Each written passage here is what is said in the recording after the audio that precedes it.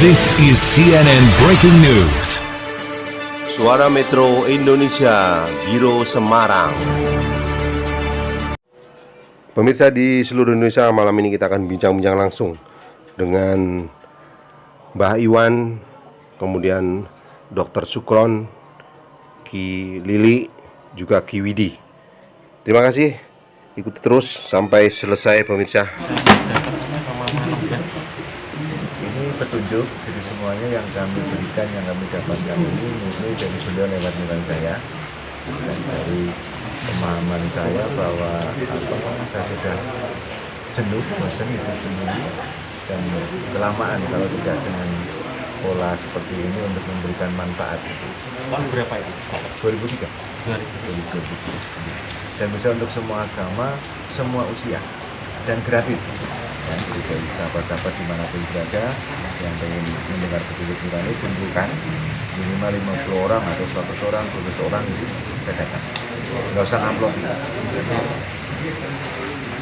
Selama ini sudah kemana? Sampai ke Sulawesi Mas. Ya, kalau di Jawa, di Jakarta sudah ada majelisannya, Bandung, kemudian Semarang, Solo, Blitar, Jogja, di Banyumas sendiri kalau saya asli Banjarnegara, Sobo, Banjarnegara, Banyumas, Cilacap, termasuk ke Gresik, Surabaya, Bali, Banyuwangi, Sulawesi, Makassar, Parepare, Palopo, sampai ke Buton.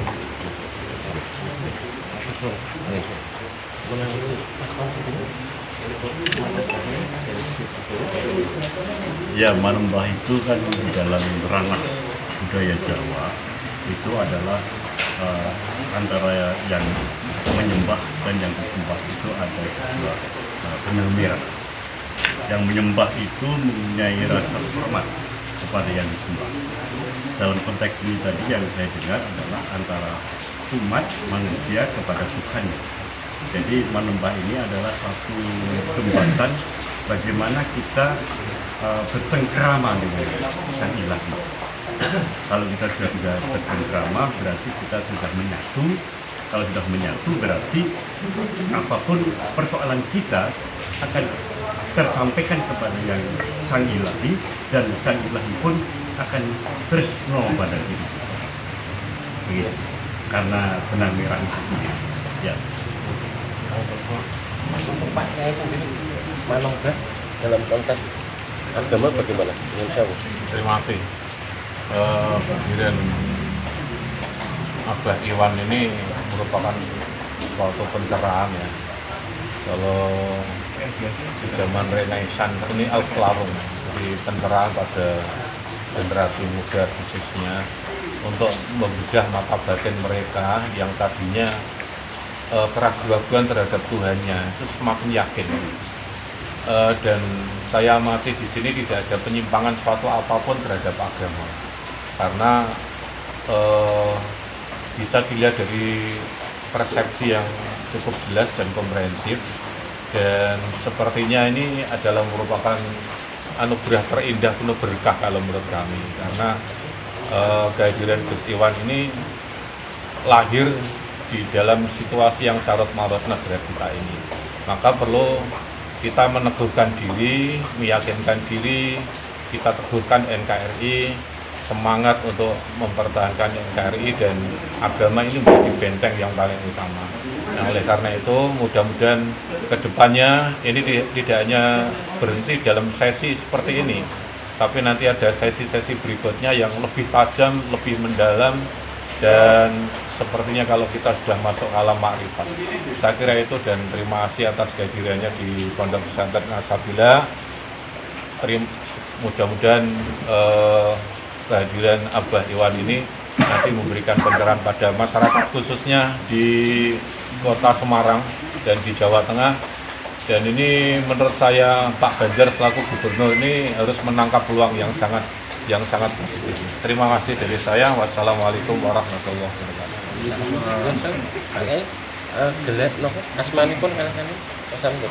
Dr. Haji Suratno Sukron MPD. Untuk generasi penerus, dengan adanya bangsa manembah ini, menurut panjenengan bagaimana Yi? Saya yakin ini adalah sebagai salah satu alternatif ya, sebagai salah satu alternatif bahwa kehadiran Panembahan itu sama halnya seperti thariqah-thariqah yang lain, dan ini tidak ada satu penyimpangan apapun. Hanya kita harus menyayangkan bagi orang-orang yang mengatakan bahwa budaya itu lebih tinggi dari agama. Ini impossible. Bahwa agama itu adalah tetap menduduki posisi yang paling tinggi di hadapan Tuhan. Nah, oleh karena itu, dengan kehadiran Panembahan seperti ini, mudah-mudahan masyarakat Indonesia itu sudah mulai semakin sadar bahwa kehadiran ini akan membuka mata batin kita untuk lebih mendekatkan diri kepada Tuhan yang Maha Kuasa, Tuhan Ilahi Robbi. Dari berbagai agama manapun, menurut perspektif mereka, ini tidak ada satu penyimpangan, dan ini saling mendukung, saling melengkapi, bahkan saling menguatkan, khususnya di bidang keimanan. Terima kasih. Kaitannya dengan budaya gimana, Ji? Kaitannya dengan budaya, ini ada sinergi. Ya, kalau menurut saya ada sinergi. Tadi kan sudah saya katakan bahwa al-muhafadzatu ala qadumi sholeh wal akhdhu bil jadidil aslah. Memelihara atau melestarikan budaya bangsa Indonesia yang memiliki nilai-nilai luhur, nilai disiplin, nilai norma, dan lain sebagainya. Ini kita tetap lestarikan, kita jaga, kita rawat sebaik mungkin. Tetapi kita juga tidak alergi, ada inovasi-inovasi baru, yaitu ada budaya-budaya baru yang di sini tidak akan mengorbankan dari esensi yang sebenarnya, yaitu agama itu sendiri. Sehingga dari sisi menurut saya agama dan budaya ini ada sinergi yang sangat positif. Terima kasih. Terima kasih. Untuk yang cenderung melakukan budaya kan itu akhirnya benturan dan sebagainya. Oke. Nah, Panembahan ini ke inti budaya itu sendiri. Itu nih, bagaimana budaya adiluhung adalah budaya antara hamba dengan Tuhannya untuk komunikasi tadi.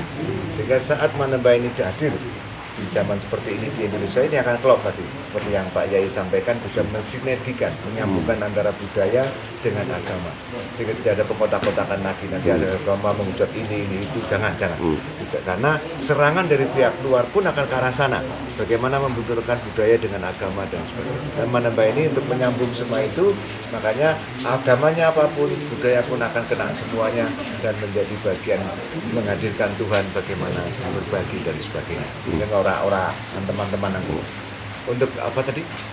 Untuk generasi penerus ya? Ya, generasi penerus. Dari konsep Panembahan diajari bagaimana menghilangkan simbol uang, bagaimana tidak menyuhankan uang, kemudian mengimami nafsu. Ini dua titik yang sangat penting untuk kita yang sudah mulai menua, termasuk pemimpin dari presiden dan semuanya, termasuk generasi ke depan nanti itu. Nah, dengan nafkah batinnya mulai dari pacarannya yang milenial, yang yangannya, chattingannya dengan petunjuk, kemudian nikahnya dengan petunjuk, nafkah batinnya dengan petunjuk, berbisnisnya dengan petunjuk. Insya Allah generasi ke depan kita nanti, bangsa ini akan menjadi generasi yang kaya raya, dermawan, waskita, sakti dan sebagainya. Itulah nanti ciri Indonesia akan menjadi mahasiswa dunia kembali, di mana banyak pemimpin tadi, diri, keluarga, sampai ke pelajar, sekolahnya, sampai yang ke PAUD, TK, SD, berpetunjuk semua, bayangkan itu. Nah, syukur-syukur nanti ke depan ada presiden yang Panembahan, kemudian menteri pendidikannya pun Panembahan. Ya, saya dedikasikan hidup saya untuk bagaimana nanti kalau sudah mulai nasional, Mas, nanti nggak cuma saya yang bisa bukai, tapi saya masalkan nanti. Nah, nanti didowngrade-kan, jangan dikaitkan dengan agama, tapi bagaimana mendengar petunjuk nurani. Inilah revolusi mental yang sejati, revolusi nurani gitu kan. Jadi sangat mudah nanti. Nah, dan saya gratiskan nanti. Jadi nanti banyak. Katakanlah sebagai project tidak seluruh Indonesia dulu, katakanlah gitu. Nah, nanti dalam konsep Panembahan ada namanya Majelis Bangsa Panembahan Terpadu. Di situ nanti ada yang mungkin gitu kan, Panembahan semua dari semua agama, perwakilan dari Islam berapa, dari Kristen, Katolik, Buddha yang berapa, nanti di situ juga akan kita hadirkan budayawan, seniman, politikus, kita buka nurani ya, dengan gratis juga. Mereka kita kasih tiket yang nggak mungkin, kita kasih tiket, kita kasih penginapan dan sebagainya agar mendengar petunjuk nurani, kemudian dikembalikan ke daerah masing-masing, diterima oleh Majelis Bangsa Panembahan daerah terpadu, daerah masing-masing. Dengan cara itu nanti selalu luar biasa. Gubernur kita undang juga, kemudian kita kasih tiket, kasih ini, jangan pakai uang negara, mereka datang kemari, kita buka nuraninya, gitu kan. Salah satu gubernur di Jawa sudah, Mas Danda sudah, alhamdulillah sudah pernah kami buka nuraninya juga. Nanti daerah yang lain, kemudian bupati pun begitu, bupati beberapa daerah kita panggil, kita undang, kita buka nuraninya dan sebagainya dan sebagainya. Samad sampai RT RW. Jadi insya Allah 5 tahun ke depan nanti insya Allah sudah ada perubahan yang signifikan. Karena bahasanya dawuh yang kula, apabila bangsa ini sudah dipimpin oleh pemimpin yang sudah menggunakan dawuh, bangsa ini akan menggunakan. Atau gampangannya timbang nunggu satrio piningit kangelan, mending sing wis mimpin di satrio piningit kan gitu.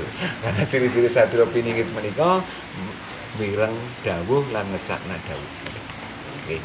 Makanya saya pede, apalagi malam ini luar biasa, beliau bukan yai biasa, guys. Secara ini juga doktor dan sebagainya, dan saya lihat tadi luar biasa mahasiswa, dan saya insya Allah berkomitmen siap sebulan sekali boleh, 2 bulan sekali boleh. Nanti langkah berikut setelah ini kita mulai yang agak praktis dan teknis dan sebagainya, bagaimana kontribusi untuk bangsa, bagaimana santri mahasiswa itu siap nanti setelah kuliah tidak hanya menjadi karyawan tapi menjadi entrepreneur, sing dermawan dan sebagainya, waskita dan sebagainya.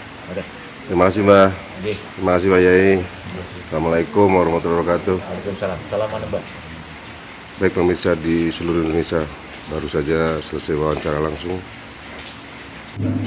Kalau yang Anda katakan itu dalam makna yang luhur atau makna bahasa, ketemu Tuhan yo mati. Nah, sing cepet piye?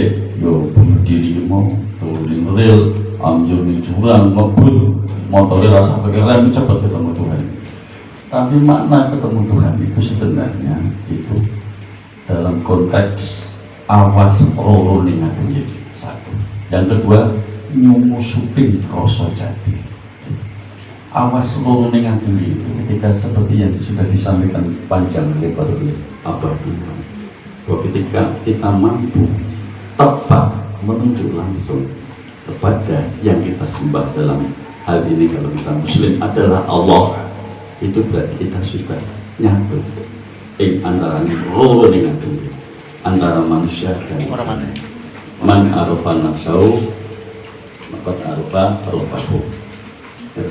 Jadi begitu, ketika kita sudah selesai mengolah hati dan batin kita, ya. Nah ini sekarang satu juga kepada hati yang tadi dari Bandung. Jadi ada 2 hal yang begitu dilihat, hati dan jantung itu berbeda. Walaupun orang akan menyebutnya sama gitu. Hati itu adalah keadaan panca indera yang menarik keinginan, jalannya adalah nafas itu maksudnya gitu. Jadi hati itu adalah panca indera. Maka dia mengatakan dari mata turun ke hati, dari telinga turun ke hati, dari hidung turun ke hati, dari mulut turun ke hati. Itu maksudnya hati adalah keadaan panca indera. Hatimu itu terisi karena panca inderamu. Maksudnya gitu. Dari mata menangkap warna sampai hati. Dari mulut mengucapkan sesuatu sampai ke hati. Dari telinga mendengar sesuatu sampai ke hati. Itu disebut hati, keadaan panca indera membuka keinginan. Jadi kalau engkau tidak melihat apa-apa dan tidak turun di hatimu, maka tidak ada keinginan. Gitu loh. Orang buta itu nggak ada keinginan. Orang bisu tidak bisa mengucapkan. Orang tuli tidak bisa membahasakan. Seperti itu ya. Jadi itu masuk keadaan panca. Dan itu jalannya di nafasmu. Maka apakah bisa kemudian hati kita yang rusak, hati kita dengan rupa isinya macam-macam, bisa dekat dengan Allah? Bisa. Aturlah dengan nafasmu. Nafas ada 4 tingkatan. Nafas, nufus, tanafas, anfas. Itu ya. Jadi gitu. Sampai yang disebut oleh Abah Iwan, mati sakjroning urip itu adalah nafas dalam makna yang terakhir. Jadi hanya sedikit saja orang bernafas. Sudah nyatu roro ning adone antara diri dengan itu hati.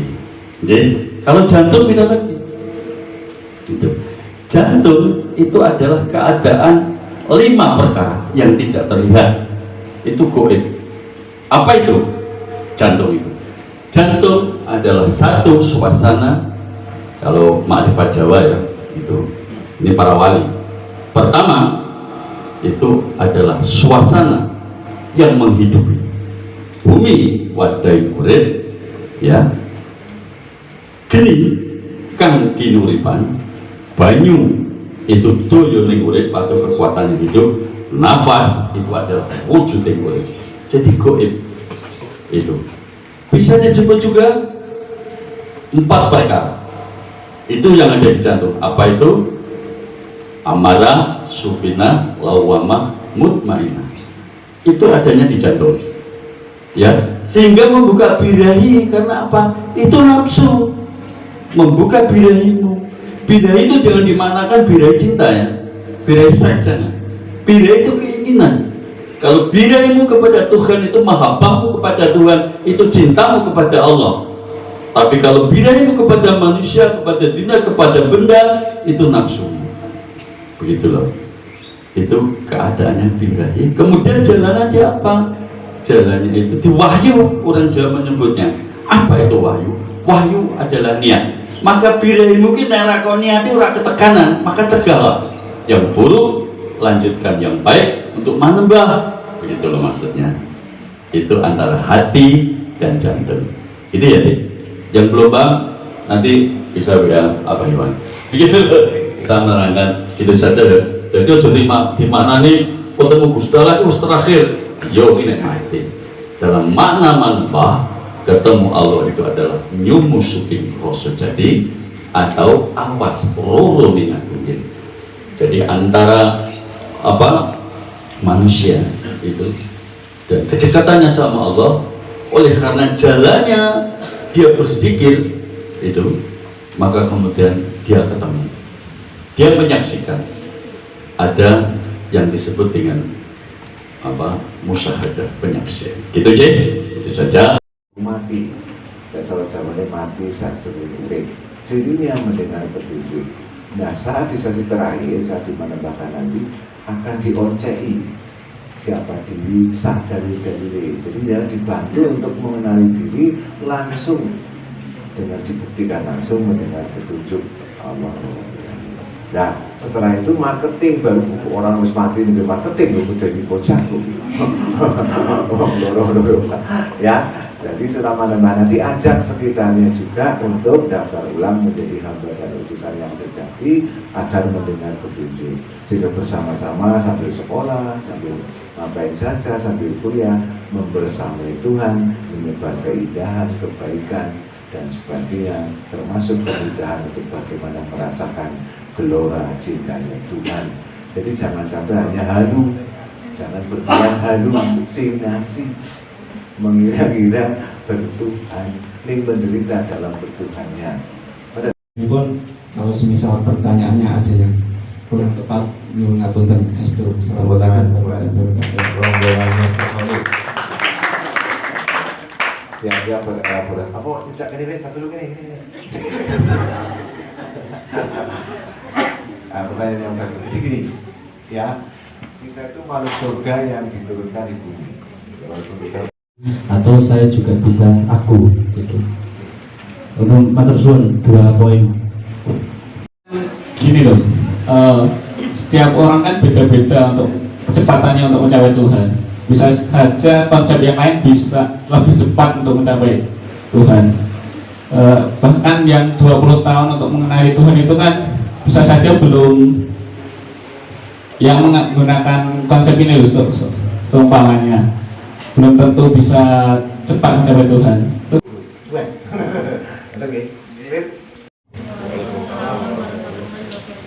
Nama saya Nurul, saking Bandungan. Yang saya mau tanyakan mungkin hampir sama dengan yang barusan ditanyakan, tapi saya tidak bisa merangkai kata-kata yang sedemikian rupa. Yang saya tanyakan,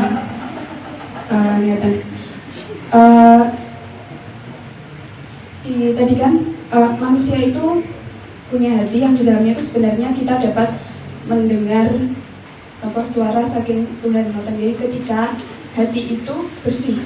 Nah, sementara saat ini Kulo menyadari Kulo ini sedang dalam posisi yang hati itu masih terhijabi oleh banyak keinginan duniawi. Nah, sebelajar saya ting mriki, ketika kita ingin mendengar suara hati itu harus dihancurkan. Jadi bija-bija wau kedah disingkir kirian, kedah dihancurkan rian. Nah, barusan dari yang penjelasan konsep manembah ini kan setelah ini yang mau dibuka hatinya. Nah, itu bagaimana bisa posisi kita yang hatinya masih terhijabi ini kok bisa langsung terbuka tanpa kalau dari penangkapan saya tanpa proses penghancuran hati itu sendiri. Itu yang pertama. Kemudian yang kedua, ketika kok setelah niki kita bisa mendengar suara-suara itu bagaimana kita bisa membedakan itu adalah suara hati. Sementara saya sendiri belum bisa membedakan mana suara hati, mana prasangka, mana pikiran, dan mana bisikan dari jin atau setan yang menggoda kita. Matur suwun. Assalamualaikum warahmatullahi wabarakatuh. Dari bintang pun dapat terpancar.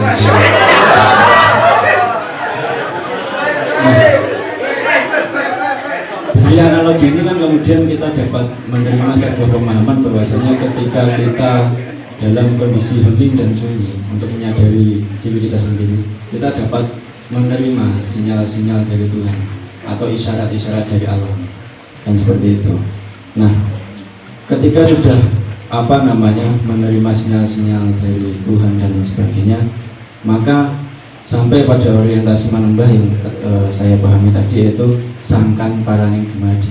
Kita dapat menemukan paran ning dumadi itu sendiri. Nah, kemudian yang menjadi pertanyaan bahwasanya konsep manembah untuk saat ini untuk mengenali diri kita lebih jauh. Tapi itu kata hati yang benar-benar. Oke, nanti akan lebih bagus lagi dicontoh. Nah, nanti dalam konsep manembah kalau dikasih tahu begitu jangan langsung diomong-omong. Karena dalam konsep manembah bukan dukun, bukan paranormal, bukan peramal.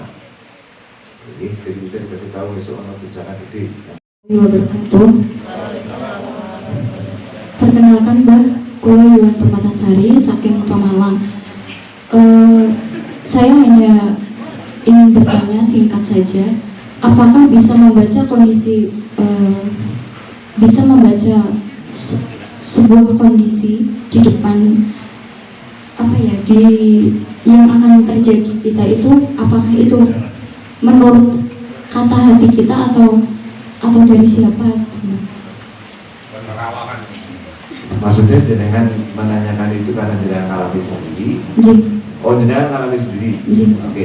Nanti kan kalau itu kan ini sebenarnya semuanya itu harus dijadikan petunjuk. Kalau soalnya Erik dan Mas Podo, Erik dan siapa orang dia beberapa kelompok, waspadalah dengan semua yang Allah berikan. Izin bertanya terkait bagaimana kita harus merasa bersyukur atas apa yang kita miliki dan juga apa yang sudah diberikan kepada kita. Namun di sisi yang lain kita juga harus berusaha atau mungkin mempunyai semangat untuk tetap mendapatkan yang lebih gitu. Dan di sisi yang lain kadang kita juga sering punya alibi, misal kita harus bekerja. Kadang di satu titik kita sudah cukup untuk dari penghasilan itu gitu. Tapi di sisi yang lain ada alibi bahwa dengan penghasilan yang lebih besar kita mungkin bisa lebih dapat berbagi atau bagaimana. Tapi bagaimana kita tetap membedakan antara rasa syukur dan berusaha atau berambisi dan tidak melewati batas gitu. Terima kasih. Tidak dulu doanya belum pakai daun dan sebagainya. Ini begitu konsep manembah. Terus kemudian sambil bergerak yang atas petunjuk-petunjuk Allah itu, dari mulai bangun tidur sampai bangun tidur lagi, hati jangan kosong. Dipuji dengan zikrullah yang atas petunjuk-petunjuknya lagi, baik bacaan maupun jumlahnya sambung menyambung. Jadi berat mati nggak pernah lobet, nggak pernah jadi. Sabar itu seperti apa? Sabar itu adalah fasbiru sabran jamila. Bersabarlah kau sesabar-sabarnya. Sebab sabar itu jamilah. Jamilah itu indah. Mulan Jamila itu indah, tapi sudah miliknya Ahmad Dhani. Jadi Jamila itu indah. Saya itu kalau tingkat Mbah Ratno itu seneng karena dia Jamila.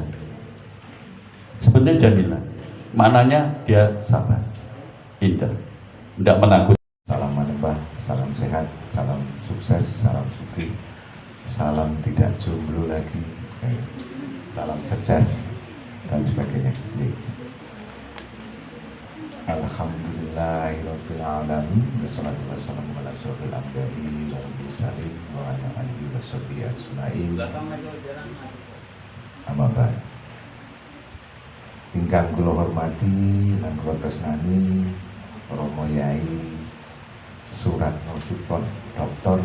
Suratno Sukron MH SHM. Tepuk tangan buat dia, luar biasa. Ini saya optimis nih, ya, optimis pesantren ini asabilah, ya. Asabilah. Tadi terjemahnya kalau nggak salah jalan menuju surga. Oke, jadi jalannya aja sudah jadi surga, apalagi menuju surga yang lebih tinggi lagi makanya. Halo Mbak. Tepuk tangan lagi. Oke, yang saya hormati juga Gus Lili luar biasa, ya, menyebarkan manfaat ini luar biasa. Pernah majelisan di Makom Tanjung Sunan Kalijogo juga di Kadilangu, di pondok pesantrennya Gus Ali, Gus Fahmi, belakangnya Masjid Demak, ya Gus Lili, termasuk dengan budayawan, termasuk kemarin di pondok Tinggi-Tinggi. Terus kemarin tadi sebelum kesini di tempatnya Mas Tom Lingkar kita menyampaikan prolog bagaimana kemudahan mendengar petunjuk nurani. Juga yang saya hormati juga Mas Ton, tepuk tangan buat Mas Ton. Mas Ton ini salah satu perintis bagaimana berteater dengan dawuh, berteater dengan manembah. Tepuk tangan ya. Jadi nanti mau puisi ini, narinya bagian dari menyampaikan kemudahan mengenali Allah, membersamai Allah dan sebagainya. Juga yang saya hormati Yai Mul, tepuk tangan buat Yai Mul. Kayaknya yang sering bertemu dengan baca beliau ini Bapak I, Pena, gitu kan, ibarat sumur ini jernih dan sebagainya. Dilepas buat tandingnya Yai Suratno Sukron, tepuk tangan. Oke, sekarang kita menundukkan diri dulu, menundukkan hati, pikiran, rasa kita, mensyukuri semua yang pernah Allah berikan. Dari sejak kita lahir sampai sekarang, apapun itu, baik yang pahit maupun yang manis, baik yang kiri maupun yang kanan, baik yang kita syukuri maupun yang tidak, menyedihkan, mengenaskan, yang membuat kita merintih, menangis dan sebagainya. Kadang kita abai, ya, kadang-kadang kita bersyukurnya itu nih, maju lagi, kalau hujan nih, maju lagi, nggak apa-apa. Dia mau mohonnya bisa. Pertanyaannya, kenapa? Dia dengan masih sabilan 22 tahun itu. Kalau apa-apanya Allah, yang menciptakan Allah, yang mengatur Allah, dan kita kembalinya ke Allah. Abang ijoli diri, Tuhan kamu, generasi nanti Allah juga yang mengatur. Kenapa? 22 tahun dengan seenaknya yang mengatakan masih di dunia. Kira-kira kecil nggak ya? Iya. Iya. Nah, kalau dia nanti manembah, karena manembah nanti kena semua. Mulai dari kenalilah dirimu, kamu orang Tuhanmu, Solo Jawa Desakan paling tinggi, dan yang penting lagi iso komunikasi hidup dengan Tuhan ujungnya maupun akhirnya tidak saja. Jadi percuma. Gini Pak. Nah, tadi dikatakan oleh Pak Yai dan Gus Lili, yang pergi itu yang sini, bukan yang ini. Ayo, yakin loh dengan pola? Dengan pola sekarang begini, yakin? Kalau pola 58 dikurangi dengan turumu sejak segera yang jam 7 jam. Nah, karena efektifnya paling 40 tahun. Ya, oke. Ya sudah hidup 22 tahun. Ya waktu efektif menurut tadi dengan hanya 40 tahun lagi.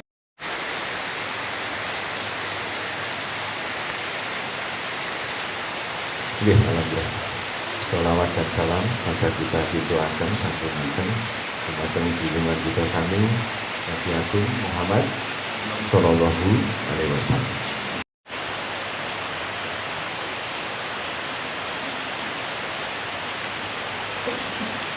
Iwan mungkin karena kita ini baru pemula dan lain sebagainya, untuk itu nanti mohon kepada Mbak Iwan untuk bisa memberikan